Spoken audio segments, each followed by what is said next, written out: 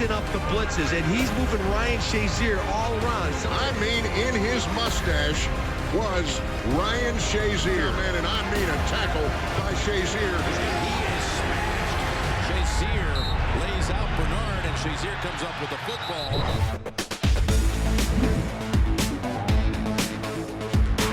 What's your assessment of your performance from this past season? At the beginning of the year, it was kind of disappointing. It started off great. Big rush, chased out of the pocket. He's hit, big sack, a 5-yard line. Ryan Shazier wouldn't let him out. Fumble, the Steelers have it.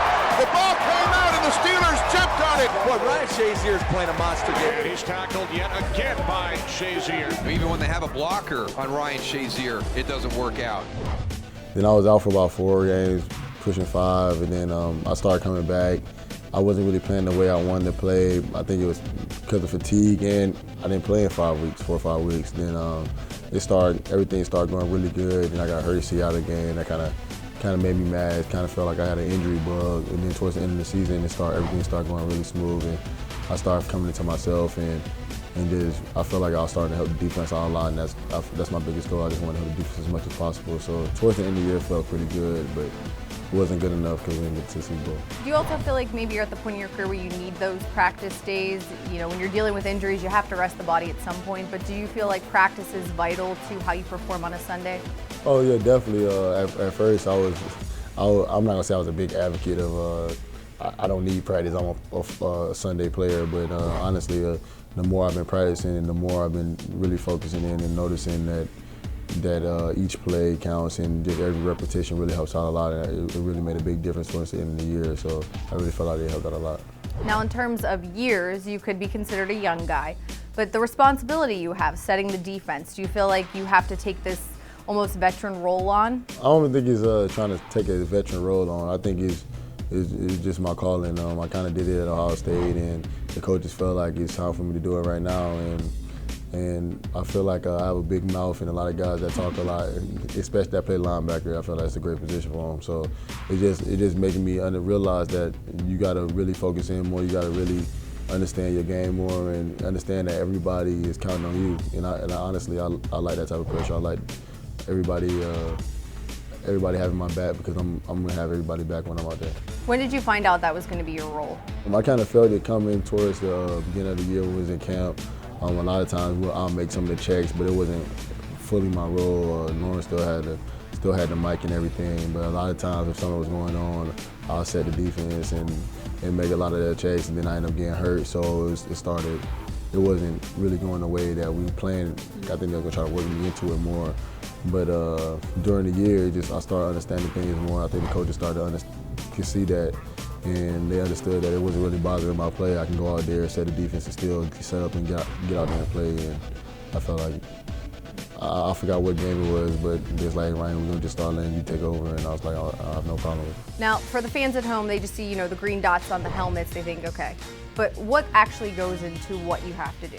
A lot of times with the green dot in your helmet, a lot of times the coaches they're telling you a play, or they're telling you what's going on, what we're going to do. So you're telling everybody, all right, we're in this.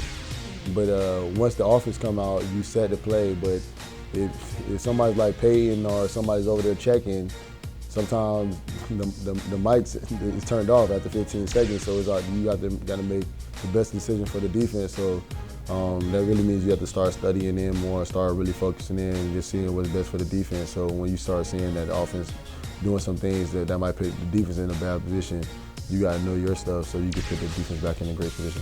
Does that make you feel like you have to study more film, spend more time with coaches, or what? Just you have that responsibility, like you said, when the mic goes out after 15 seconds, it's on you to make that decision. Yeah, you definitely have to start watching more film and talk to the coaches more and start trying to get a better understanding of what they're trying to do. If you see what the coaches are trying to do and understand what the coaches think that the other team is trying to do, it really helps out when it comes to picking a certain type of play.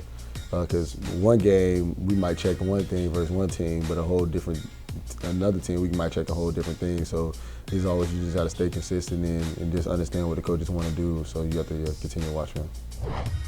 They all played like first rounders, not a lot of playoff experience, obviously, from that group.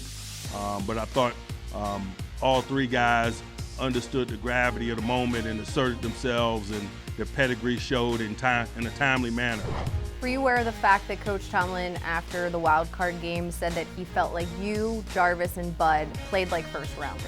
I wasn't really aware of it, but I know that we all did play pretty good that game. I know Jarvis and Bud did a great job, especially outside linebacker, forcing fumbles and being disruptive in the backfield all game. Bud was killing them in the run stop, and then Jarvis had a few sacks and forced fumbles and all that. And honestly, I was just doing what God called me to do. I was just playing football. I was just trying to do whatever I can. I wasn't ready to come home yet. Coach isn't one of those guys that really hands out compliments. Does it mean anything to you that he acknowledged the performance by you? It really means a lot because, like you said, Coach Tomlin really doesn't hand out a lot of compliments. But you know, when he says something or he does something, it really means a lot. And he really sees that we're starting to come into our own, and he sees that we've really been working hard and really doing what we need to do to reach there. So it really meant a lot, and you can see that he's trusting us more and more.